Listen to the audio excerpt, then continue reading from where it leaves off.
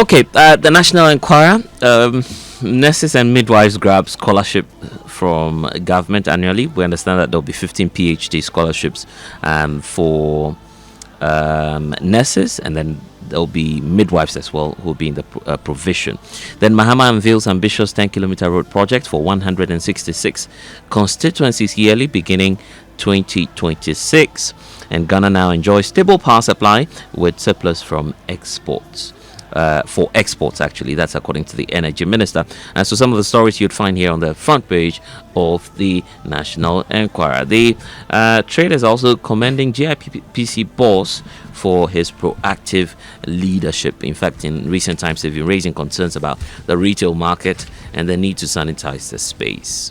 Let's go to the Daily Graphic. Black Stars on course for World Cup. Jiku ends Mali's dreams. Now, President Mahama donates 20,000 protective equipment to share collectors. 3 years on, Apiatse livelihoods remain shattered. New buildings, streets hide empty promises, idling funds. And GCB donates 1 million Ghana cedis to support the children of the fallen heroes. And the account on the Black Stars game is on the back page of the Daily Graphic. If you missed the game like I did, you can check it out. Okay, the Business and Financial Times, 15 million cedis lost to cyber fraud in the first half of 2025. It's a concern that the BNFC is looking at this morning. And then foreign appetite stirs interest in short-dated bonds with renewed interest pushing 2031 papers to 61% of turnover. Then we have the issue of digitalization, which could add some 40 billion Ghana cedis to the economy by 2029. And that's the projection coming through from some experts as well.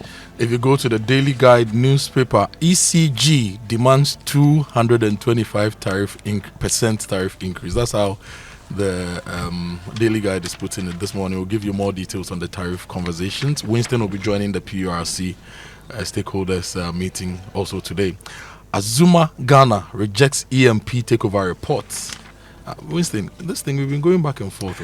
Yeah, I mean, so ENP had indicated that Azuma Resources contacted them at some point and asked for help.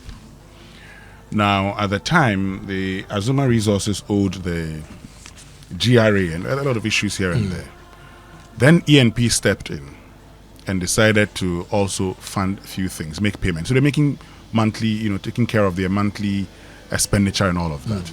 Then they reached a deal that said that ENP should can acquire them, but then the first amount, that's $50 million, would be due by end of June 2024.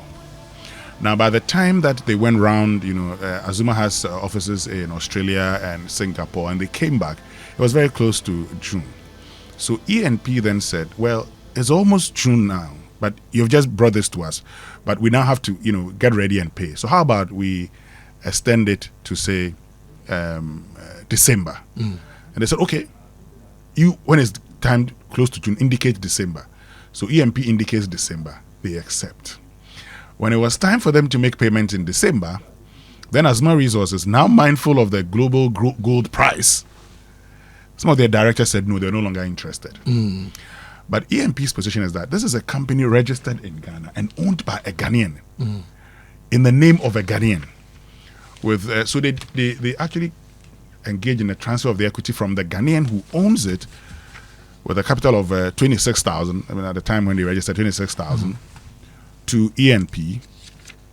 And so for ENP, they've also spent a lot of money over the period, settling GRA, paying workers of Azuma Resources. My question.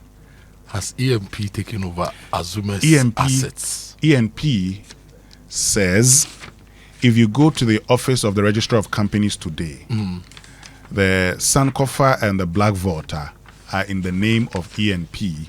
Because they have completed that process. So that's what I wanted to hear. Maybe later we can go deeper. But about 7 years ago, I used to produce a show called Our Cities, and we went up there to talk to people in the catchment area when Azuma started the operations. And the main challenge was the land acquisition and the concession. And a lot of the farmers, a lot of the chiefs, a lot of the people we spoke to in that place told us that they felt shortchanged and that their lands were being taken for mining and they had not been appropriately compensated. In certain instances, some of them told us that they were being paid as low as 20 Ghana cedis per hectare for the land. Whether it's for EMP, whether it's for Azuma Resources, what I want to see is that the people who own the land should be appropriately compensated and the right thing done for the people in the catchment area.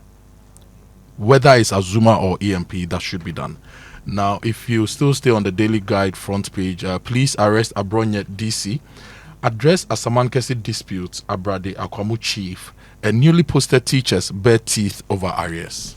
Let's see what's on myjoyonline.com. If you go to myjoyonline.com, there are a lot of stories, but the lead stories on the BEC documentary that we aired, WIEC to blacklist corrupt exam officials exposed in Joy News' Dark World of BEC documentary.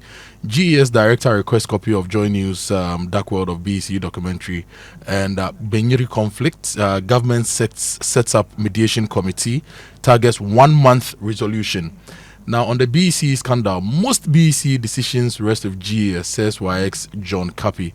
And Otunfo invites Mahama to Asante Himaye's royal funeral. More stories. The Media Foundation for West Africa says Felix Jemfi's defense of flawed NSA platform is untenable, and Ghana's Estacoba becomes first African president of Global Public Relations Body. Now, if you go to business, traders left stranded after private developer demolishes properties to reclaim land. And the Abronya story is also on the front page of My Joy Online. Now, the fourth Made in Ghana Bazaar draws patrons, promotes local products at the Accra International Conference Center. This is the bazaar organized by the Ministry of Foreign Affairs, GIPC, and other partners, and supported by Joy News. If you go to citynewsroom.com, inflation could drop to 9% by end of year. This is Professor Ba Boating. Azuma Resources statement denying gold concession takeover illegitimate. This is EMP. And exchange rate, a symptom, not key economic indicator. Prof. Ba Boating still speaking. And Abronya was arrested for offensive conduct. This is the Ghana Police Service. Now, current exchange rate figures more realistic. This is Tom Aime here also speaking. So these are some stories from City Newsroom. I'll give you a last story from there. ECG 224% tariff hike to restore fiscal stability. So those are the stories online. Can we go into the details now? Yes, let's get into the details. Should we start with? I think the country is losing some 15 million cedis to cyber fraud. We ought to pay attention to cyber fraud because it's becoming a challenge for the state, because the Business and Financial Times is reporting that the economy lost an estimated 14.9 million Ghana cedis to cyber crime in the first half of 2025. Now, according to the new figures from the Cyber Security Authority, the CSA is now disclosing that financial losses to cybercrime in 2024 stood at some 23.3 million Ghana cedis, with the CS mid-year losses already representing a 17% year-on-year increase. Now, fraud and impersonation accounted for more than 94% of the cases. Now, reported cyber incidents as well surged from 1,317 in the first half of 2024, and it's now moving, Winston, all the way to 2,008 cases during the same period this year. There's also the case of online fraud, which is dominated at 36%, followed by cyberbullying with 25%, online blackmail 14%, unauthorized access 12%, and information disclosure, which is somewhere around 9%. So the Communications Minister, Sam George, is also vowed to deal with some of these developments. But it's quite worrying that this is a challenge for us. Now let me bring you the ECG story. Ghanaians to pay more as ECG proposes 225% increase in distribution service charge. The story is on My Joy Online. David Apinga writes that the Electricity Company of Ghana has submitted a proposal to the Public Utilities Regulatory Commission for a steep 225% increase in its distribution service charge. That is a DSC1. The power company says the huge rise is necessary to avert financial collapse and ensure reliable power supply. Now, the proposed new charge would see the DSC rise, DSC1 rise from its current 19.038 pesos per kilowatt hour to 61 pesos, 61.8028 pesos per kilowatt hour for the period 2025 to 2029. Now, the company, which serves over 73% of Ghana's population and 4.87 million customers, argues that the current tariff is unsustainable. So, Winston, I was looking at the Reckoner, right? Mm-hmm. And so the PURC has a Reckoner app online, and I've downloaded it.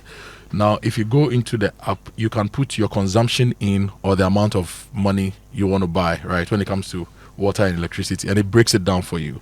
So this morning, I put a total amount of 1,000 Ghana cedis in the Reckoner, which will give me 468 kilowatt hours of electricity. Now, on this, the energy charge is 942 cedis. Okay? The levies and the taxes on my 1,000 cedi purchase is 47 cedis. And the service charge, which is this story is referencing, is 10.73 cedis on my 1,000 Ghana cedis, right? Now, if ECG is going to increase this service charge by 225%, on 1,000 cedis, your service charge may come up to some 25 cedis. Mm-hmm. Right, instead of the 10 cedis, if you are buying, say, 1,000 cedis. Okay, so this is one part of the tariff conversation. There is a general proposal that they've submitted that we need to look at. If this is one of the few increments that we are going to see, for me, I think to sustain ECG and to make them profitable or to make them break even, this should be fine. For a service of 1,000 cedis, if I'm paying 25 Ghana cedis for that service, okay, it should be fine by me. That is my personal position on this. So that's the ECG story. There's also this interesting take on you'll find within the National Enquirer this morning, Winston. It's talking about the 500-bed Afari Community Hospital. Hafiz Tijani, one of our colleagues in the space, has been asking the question as to what exactly the timeline is. I saw some videos yesterday online with some traditional leaders also asking, for updates on the Sewa Hospital, for instance. So these facilities are coming into a sharp focus because if you go within the Kumasi and Karia stretch, within the Echimanwa municipality of the Ashanti region, you'd find the 500-bed municipal hospital, which is the Afari Military Hospital. Now, the most recent deadline, according to the story, for its completion and operationalization was set for September 2025 after the late Defense Minister, Dr. Edward Kofi Omane-Boamah, met with the construction firm Messrs. Eurojet, of course. That was done on February 20, 2025. The assurance was given that they would meet the timeline, but it appears that the facility is still not being used, according to this report by Hafiz Tijani. And we're just asking the Ghana Armed Forces, the Ministry of Health, they should try and do something about this facility, actually. About 2 months ago, I was in Kumasi. I went for a funeral in Nkaria. So when we got to Afari, I made a detour to see this facility. Huge, lovely facility, but it's still not operationalized. Yes. There's a story of the Ashanti Regional Hospital, which is at Sewa as well, which was inaugurated, but it's still not working. We need to work on it. Winston, there's a story about foreign assistance from the US and how Ghana is ineligible to receive US foreign assistance for 2026, the financial year under the MCC. This story is on My Joy Online. Now, the story says Ghana is ineligible to receive foreign assistance for the financial year 2026 from the United States under the Millennium Challenge Compact. This is pursuant to the debt default restriction in Section 7012 of the financial year 2025 annual reports, pending a debt restructuring agreement. Now, the revelation was captured in the Millennium Challenge Corporation Candidate Country Report for the fiscal year 2026. And the report stated that Ghana is ineligible to receive foreign assistance pursuant to the debt default restriction. And so that's the story. It says Ghana is among 18 countries that will be considered candidate countries for purposes of eligibility for MCC compact assistance for financial year 2026, but are ineligible to receive United States economic assistance under Part 1 of the Foreign Assistance Act. So you mentioned this earlier, so that's the story. Yeah, that's it. Once you're going through that kind of a process, and I have the report here, okay? I have the report here. And if you get to page 5, it says countries that would be candidate countries for legal provisions that prohibit assistance. It says countries will be considered candidate countries. Oh, okay. I think it's time for the BBC News now. So we need to come back to that.